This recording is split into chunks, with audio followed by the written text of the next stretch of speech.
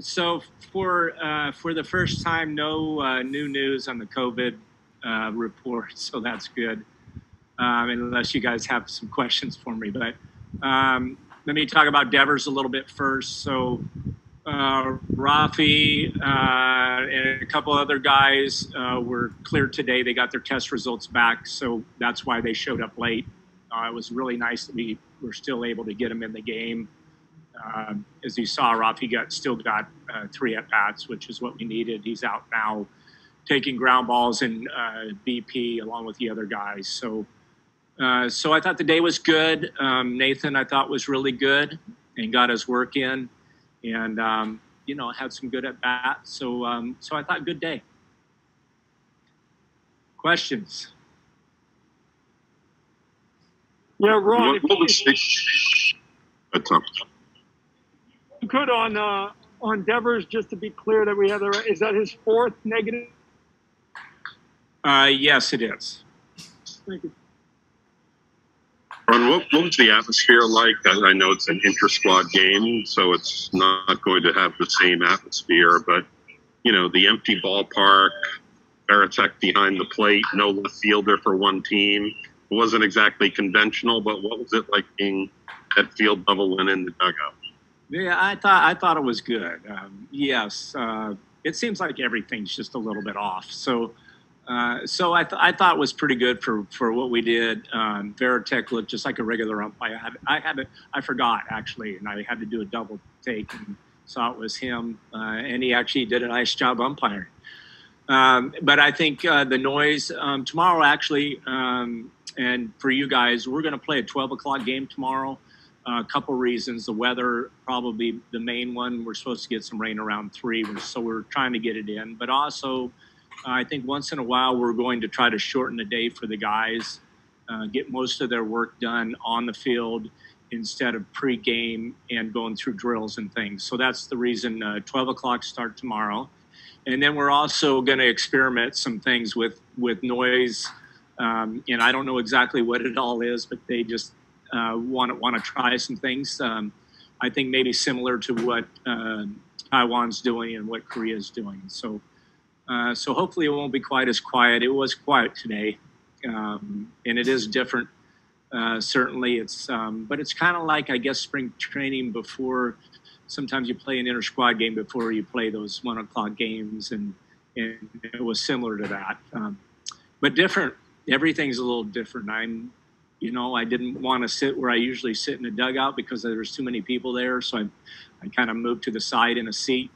And I think we're just constantly adjusting to things and trying to figure it out. Ron, I saw McHugh was thrown in the bullpen earlier. What's his status in terms of maybe getting into a game? Yeah, I'm not sure as far as a game. I know he's got a couple more bullpens first. I'm not sure if we'll try to do a live BP with him first. I'll try to get more information from Dave Bush on him and see what the plan is going forward with him. And do you plan to have is Martin going to pitch tomorrow? Martin's pitching tomorrow. Yeah. And he's same thing. We schedule for a certain amount of innings, and if things go a little bit different, we adjust to it. Nathan today actually went down after his 4 innings and threw a little bit more in a bullpen. So.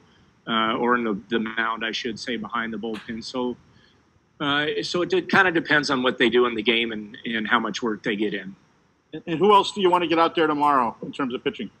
I'm not exactly sure what Dave has. We're, as you know, I'm trying to pull a lot of audibles on the schedule every day, and so I'm not following exactly what the pitching is like I should be.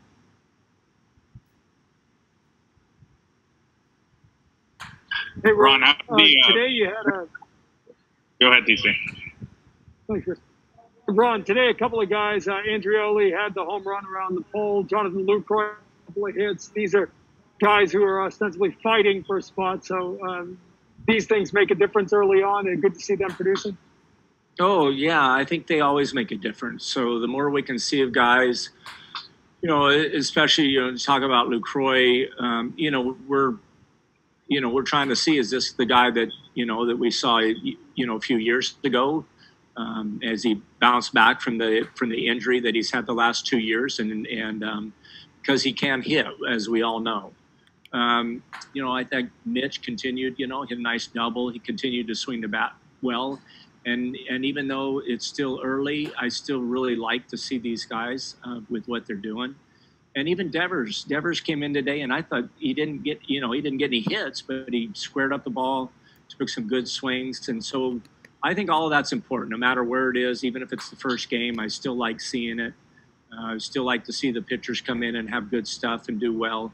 So it's all important. I know it's early, and I'm not like you have to do well right away, but it's still nice to see the guys when they're doing well. Ron, for Lucroy, who had the surgery, and I don't want to say more time off is good, but he's that much more rested, that much more happy. How's he look to you early on in the second go-round? Yeah, well, he looks really good. He's certainly calm at the plate like he's always been. Tough out behind the plate. I like what Veritek's is doing with him. He's throwing the ball as good as I've ever seen him, and he's getting on a knee. He looks like he's blocking balls well from a knee. So everything looks good. We've got three good catchers that have a lot of experience, and then we have two other guys that have big league experience. So we've got really a good depth in our catching, like you want to have, because you know how things could go, and if you lose one or two guys, you really need somebody that knows what they're doing, and we've got it covered well. Ron, how did the whole Veritek as the umpire thing come about? He volunteered for it, so we were talking about how to do this right. I know he was saying, he thought it was important to get as close as we can to a real game, and he's not going to be able to be here tomorrow, but we'll probably have somebody maybe standing out behind the pitcher and calling pitches tomorrow. But I think the more times that a pitcher can see, the more realistic view that it's better for them. Just like I thought it was more important to have an infield behind him than worried about the outfield, because really when a pitcher's walking around and looking, he's not looking at the outfield. But all of a sudden, if you don't have a third baseman or you don't have an infield behind you, it becomes a weird atmosphere. So that's kind of what we're thinking so far. I know it was only 2 innings, but what were your impressions of Mazza? And do you see him as a candidate for either the opener concept or if you went to a more traditional fifth starter? Yeah, I think either one. He's in that mix of where we have 3-4 guys, actually probably 4 or 5 guys. So he's in that mix, and we'll see how it goes. And we know he has length. So if he's the opener, if he's picking up innings after the opener, or if he's starting, we know he can do it all. And it just depends on what the fit is. So we have a lot of guys that can do it. We've still got the question mark on what's happened with Eddie, whether he'll be back or not.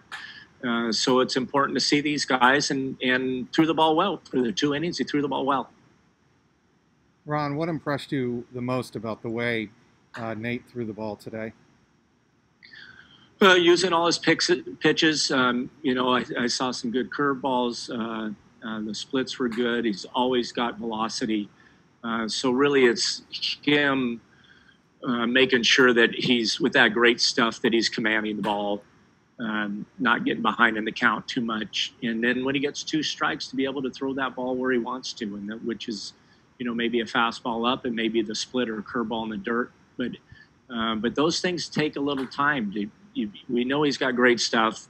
It takes time to get that command. And if you watch Nate and the history of Nate, when he has command, nobody hits him. So hopefully we get to that here, and we'll see it during the season.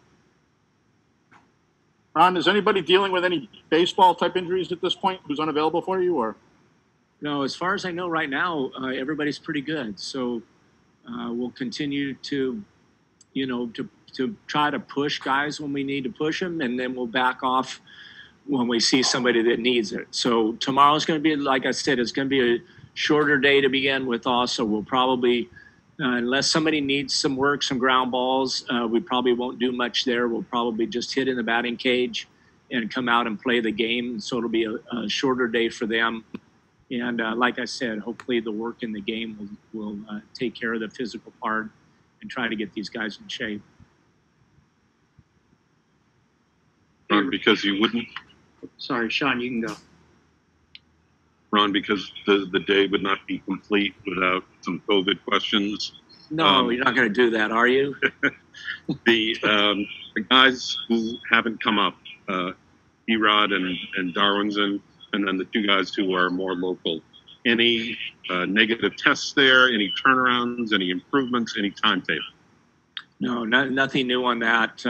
No timetables because it all is dictated on having those negative tests. So we continue to test them until we get a negative, and then hopefully we follow it up with another negative. Hey, Ron, how you doing? So yesterday you mentioned Benintendi, or you were asked about Benintendi in the leadoff spot. During spring training, you had also mentioned Verdugo as a potential candidate there. Where do you see Verdugo in the lineup, or are there a couple spots that you envision for him?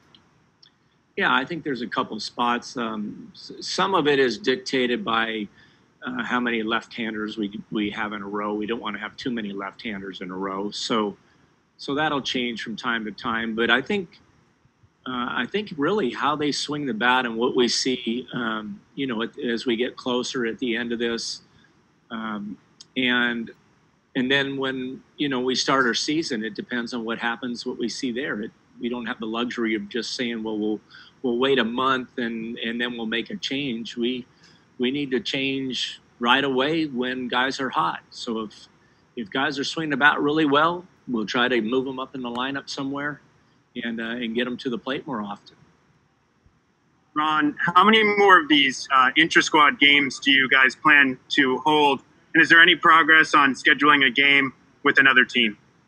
There is progress on that. I think hopefully we can have an announcement on that maybe tomorrow or the next day. But we'll continue to play these inter-squad games. The only change will probably be if I feel like the regulars have been out there too often and I want to back off, we may go to just a straight simulated, which would have the pitcher out there, no defense, and just the hitters going up and getting at bats. I know it's not as good for the pitchers, but there's going to be some days where I really don't want to put those guys out there for that many innings. And with not having, like I said, when you don't have 60 guys in here, or like you do in spring training with all these fields to work on, you have to do things a little bit different, and we're kind of forced to do that to make sure that I don't push guys too much. Will tomorrow's game be 5.5 innings as well? Right now it's 5.5 or 6. I'm not exactly sure which one it is, but I think when I looked at the list, it's 6. I think it's scheduled for 6. And just one more, if this game had gone to that last half inning in the 6th, 0-0, would you have started it with somebody at second base just to simulate that extra innings this year? No. So, we'll have to think about that at the end of camp. I would like to see it. I've already asked some people about it and what they think.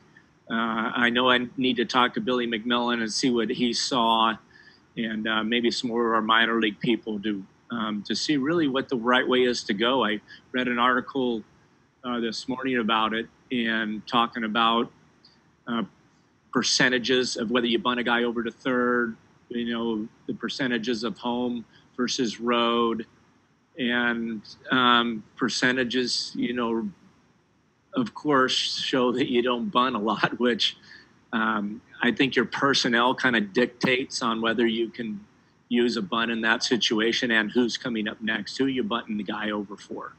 So those things will come up. But I agree. I think somewhere along, I would like to see how this plays out. I don't want to go the whole time in this camp and not see it, and then all of a sudden we see it for the first time, the first week of the season, and it's going to be different. So I need to make a lot of conversations and get some opinions from guys that have been doing this.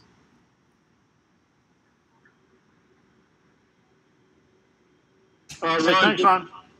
What did you see from Workman in his outing? Was it just a case of him trying to find the plate, or were guys getting good swings on him? Yeah, the guys offensively did a nice job on him. But yes, when you don't have your command, even though you have great stuff, these guys they're good. So I thought Work's stuff was fine. He just missed location with it. I know if you know Workman, he's pretty serious guy. He doesn't like to get hit anytime. So he obviously wasn't happy coming off the field. But that's what makes him such a great competitor, and that's what also makes us feel like that he can continue to be that closer and do a great job. Anybody else? All right. Well, thank you, guys. Thanks, Ron. Thank you, Ron. Thanks, Ron.